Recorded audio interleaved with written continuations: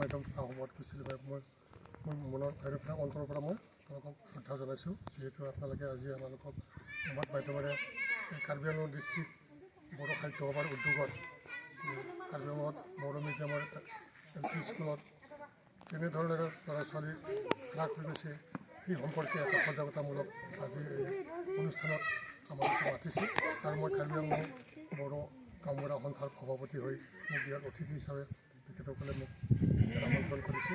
আৰু এইটো সুযোগতে আমি কাৰ্বি আংলং ডিষ্ট্ৰিক্ট জিলা বড়ো সাহিত্য সভাই যিখিনি উদ্যোগ লৈছে সেইটো মই শলাগিব লাগিব।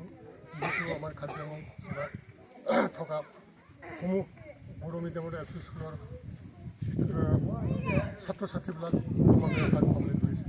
এইটো কি ধৰণৰ হ্ৰাস পাইছে আৰু তাত কেনেকৈ বেছিকৈ বৃদ্ধি কৰিব পাৰে, তাৰ লগতে শিক্ষা কেনেকৈ অৰ্জন কৰিব লাগে আৰু কেনেকৈ আগবাঢ়িব লাগে তাৰ হিচাপে অভিভাৱকসকলৰ লগত বিনিময় কৰি আৰু সেই শিক্ষা অনুষ্ঠানৰ শিক্ষক শিক্ষয়িত্ৰীৰ লগত বিনিময় কৰি মত বিনিময় কৰি কেনেকৈ আগুৱাই নিব পাৰে তাৰ কাৰণে যিখিনি উদ্যোগ লৈছে তাৰ বাবে মই কাৰ্বি আংলং ডিষ্ট্ৰিক্টৰ বড়ো সাহিত্য সভাক মই অনুৰোধ জনাইছোঁ আৰু মই তেখেতসকলক মই আন্তৰিক শ্ৰদ্ধা